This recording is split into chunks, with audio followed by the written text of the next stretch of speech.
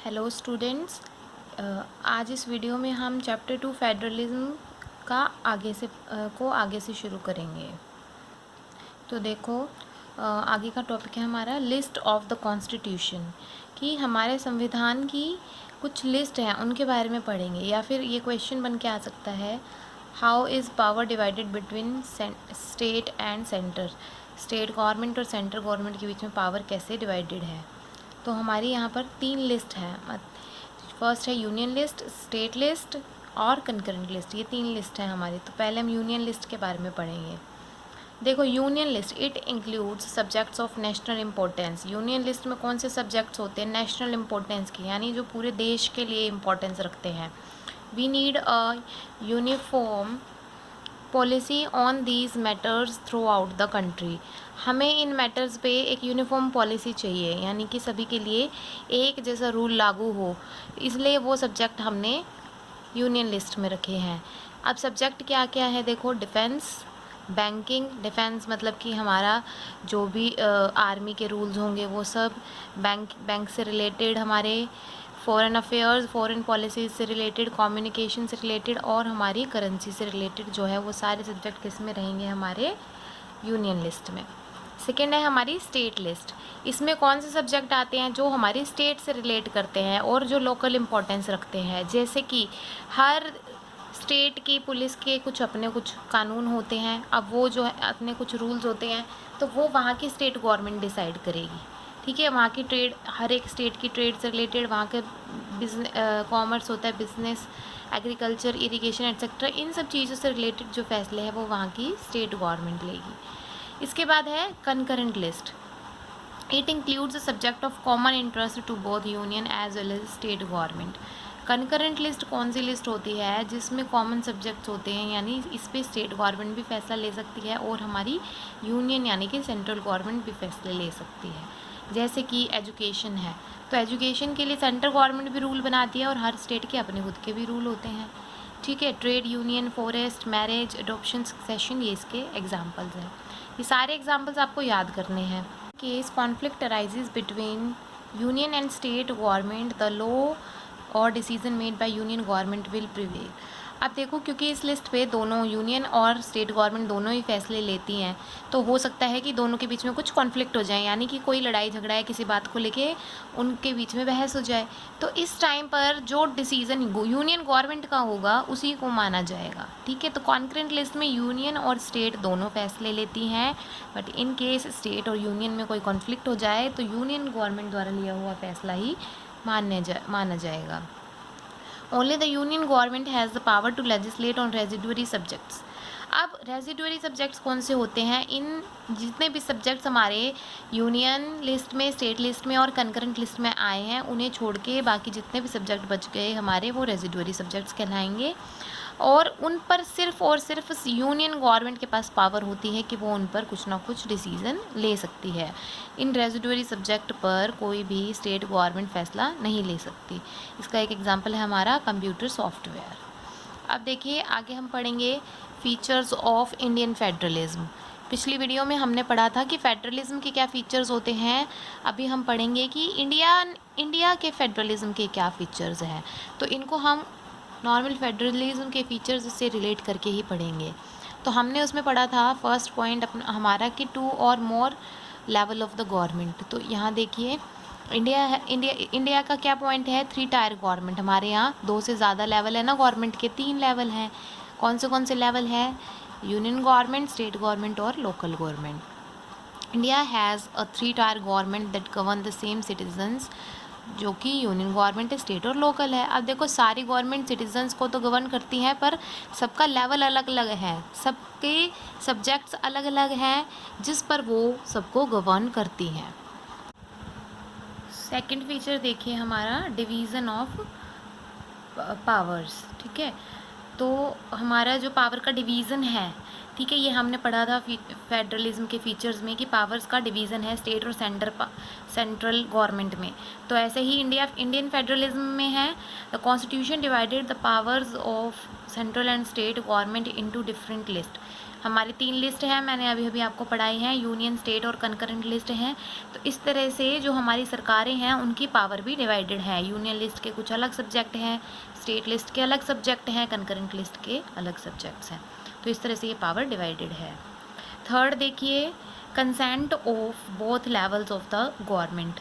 तो मैंने आपको एक फीचर बताया था कि अगर पार्लियामेंट में कोई भी हमारा फंडामेंटल प्रोविजंस को चेंज किया जा रहा है तो वो कोई भी एक लेवल ऑफ गवर्नमेंट डिसाइड नहीं कर सकती, ना तो सिंगल वो यूनियन गवर्नमेंट डिसाइड कर सकती है और ना ही सिंगल स्टेट गवर्नमेंट डिसाइड कर सकती है। अगर कोई भी फंडामेंटल प्रोविज़न में चेंज होते हैं तो वो दोनों ही गवर्नमेंट के मेजॉरिटी से पास किया जाना चाहिए।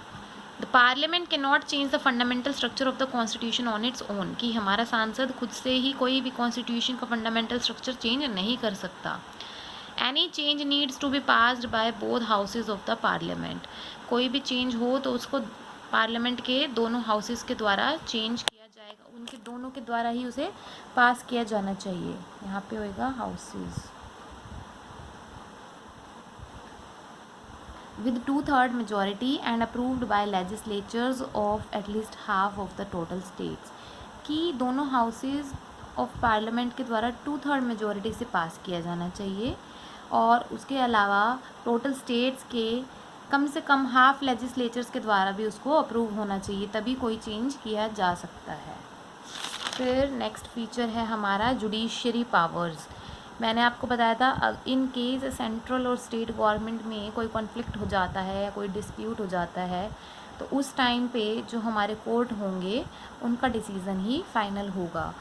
In case of any dispute about division of powers between central and state government the courts decision will be final.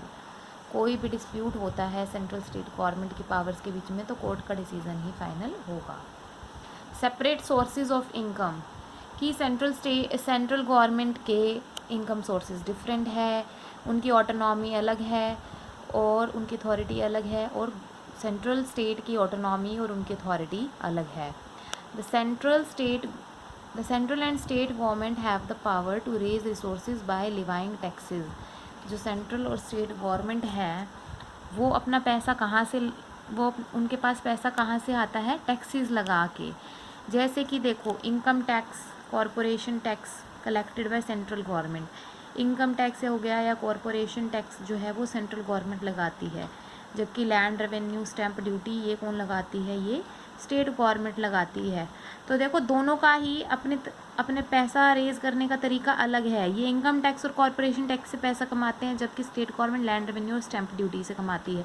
तो इनके इनकम सोर्स डिफरेंट हो गए तो इनकी ऑटोनॉमी भी डिफरेंट हो गई, इनके पास अलग अलग तरीके से पैसा आ रहा है। तो ये थी हमारे इंडियन फेडरलिज्म के कुछ फीचर्स। अब देखिए नेक्स्ट टॉपिक है हमारा हाउ इज़ फेडरलिज्म प्रैक्टाइज्ड और सक्सीडेड इन इंडिया, कि इंडिया में फेडरलिज्म कैसे किया जा रहा है और ये कैसे सक्सीड हो रहा है। तो फर्स्ट पॉइंट देखिए, हमारा फर्स्ट पॉइंट है लिंग्विस्टिक स्टेट्स। तो लिंग्विस्टिक का क्या मतलब होता है, लिंग्विस्टिक का मतलब होता है लैंग्वेज से रिलेटेड, ठीक है, भाषा से रिलेटेड। तो लिंग्विस्टिक स्टेट्स मतलब कि भाषा से रिलेटेड स्टेट्स बना दी गई। इसका मतलब क्या है, यानी कि स्टेट्स को डिवाइड कैसे किया गया, जब हमारा देश आज़ाद हुआ था तो उसके बाद स्टेट्स जो हमारा जो मैप है वो अब अलग दिखता है और भारत के आज़ाद होने से पहले मैप हमारा अलग है। तो ये अलग क्यों दिखता है, क्योंकि कुछ स्टेट्स बना दी गई जो पहले नहीं थी। अब वो स्टेट्स किस बेस पे बनाई गई, जो लैंग्वेज बोली जाती थी, जिस रीजन में जो लैंग्वेज बोली जाती थी उसके अकॉर्डिंग उन स्टेट्स को अलग कर दिया गया। In 1947 the boundaries of Indian states were changed on the basis of language spoken in a region, ठीक है। लैंग्वेज जो भाषा बोली जाती थी 1947 में उनके बाउंड्रीज को चेंज कर दिया गया।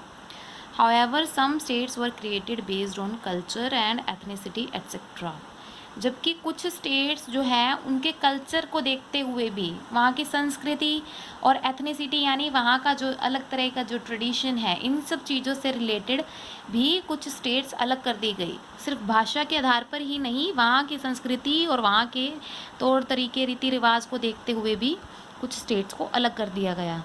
तो जो कल्चर और एथनिसिटी के बेस पे अलग स्टेट्स थी वो उनके एग्जाम्पल है, जैसे कि नागालैंड, झारखंड, तो ये उनके एग्जाम्पल है। ठीक है, तो एक तो ये हो गया कि इसके कारण भी फेडरलिज्म जो है इंडिया में सक्सीड हो रहा है। दूसरा पॉइंट देखेंगे, लैंग्वेज पॉलिसी। इंडिया ने जो लैंग्वेज पॉलिसी अडॉप्ट की है उसके कारण भी इंडिया में फेडरलिज्म जो है वो सक्सीड हो पा रहा है। तो इंडिया की लैंग्वेज पॉलिसी क्या है? तो देखो, इंडिया में हमें पता है हिंदी जो है वो ज़्यादातर लोग जो हैं वो हिंदी समझते हैं, बट सब जगह ऐसा नहीं है। जो हमारे इंडिया में साउदर्न स्टेट्स हैं या नॉर्थ ईस्टर्न स्टेट्स हैं, वहाँ पर लोग हिंदी नहीं समझ पाते हैं। तो ऐसा नहीं है कि हमारे देश ने हिंदी को जो है, हिंदी हमारी मदर लैंग्वेज है, बट हमारे देश ने इसको नेशनल लैंग्वेज डिक्लेयर नहीं किया। हमारे देश ने इसको ऑफिशियल लैंग्वेज डिक्लेयर कर दिया कि हिंदी जो है वो हमारी ऑफिशियल लैंग्वेज रहेगी। अब ऑफिशियल का मतलब ये है कि गवर्नमेंट का, सरकार का जितना भी काम है वो सारा हिंदी में होगा। और ऑफिशियल लैंग्वेज भी सिर्फ एक ही डिक्लेयर नहीं की गई, हिंदी के साथ साथ में इंग्लिश को भी हमारे यहाँ की ऑफिशियल लैंग्वेज बना दिया गया। अब आप सोचोगे इंग्लिश को क्यों बनाया ऑफिशियल लैंग्वेज? तो इसका कारण ये है कि जिस टाइम पे हिंदी को ऑफिशियल लैंग्वेज बनाया गया था, या हिंदी को नेशनल लैंग्वेज भी बनाना चाहते थे, पर जो तमिलियन लोग हैं, जो साउदर्न स्टेट्स के पीपल हैं, उन्होंने बोला कि भाई हमें तो हिंदी समझ आती नहीं है, तो हम तो ये काम समझ नहीं पाएंगे। बट उन लोगों को इंग्लिश समझ में आती थी, तो इसके लिए हिंदी और इंग्लिश दोनों को ही ऑफिशियल लैंग्वेज डिक्लेयर कर दिया गया। तो हमारे देश की कोई भी नेशनल लैंग्वेज नहीं है, हमारे देश में ऑफिशियल लैंग्वेज है जो कि हिंदी है और इंग्लिश है। Indian status did not give special status of national language to any language. Besides, Hindi is identified as official language along with English language. ये मैंने आपको समझा दिया है। There are 22 scheduled language in our constitution. हमारे संविधान में 22 और लैंग्वेज का उल्लेख भी है, जिन्हें हम शेड्यूल्ड लैंग्वेजेस कहते हैं। तो अगर आप कोई भी सरकारी एग्ज़ाम देंगे या सरकारी कोई भी काम होता है, वो हिंदी और इंग्लिश के अलावा इन 22 लैंग्वेज में भी किया जाता है। बट ये जो लैंग्वेजेस हैं, ये अलग अलग स्टेट्स की हैं जनरली। ठीक है, किसी स्टेट की हर स्टेट की अपनी ऑफिशियल लैंग्वेज भी अलग है, तो उनमें से कुछ एक को शेड्यूल्ड लैंग्वेज बना दिया गया है। States to have their own official language in which the official work of government is done. States की खुद की भी अपनी ऑफिशियल लैंग्वेज है जिसमें स्टेट का, गवर्नमेंट का काम किया जाता है। ठीक है, हर स्टेट की अपनी खुद की लैंग्वेज भी है ऑफिशियल, और उस स्टेट की गवर्नमेंट का काम उन्हीं ऑफिशियल लैंग्वेजेस में किया जाता है। जबकि और हिंदी और इंग्लिश में काम जो है वो सेंट्रल गवर्नमेंट के द्वारा किया जाता है। अब नेक्स्ट पॉइंट देखिए हमारा, centre state relations. Before 1990, central government often misuses its power to dismiss state government controlled by rival parties. 1990 से पहले जो हमारी सेंटर पे सरकार होती थी, वो अपनी पावर को मिसयूज़ करती थी। ठीक है, कैसे मिसयूज़ करती थी कि अगर स्टेट गवर्नमेंट, किसी भी स्टेट की गवर्नमेंट जो है वो सेंट्रल गवर्नमेंट से अलग है, ठीक है, वो दूसरी पार्टी की है, तो वो उसको डिसमिस करने की कोशिश करते थे। ठीक है, उनसे किसी भी तरह का लेन देन, किसी भी तरह की जो है उनसे मतलब कि उनसे बनती नहीं थी, अगर इस तरह से होता था, अलग पार्टी की स्टेट सरकार होती तो।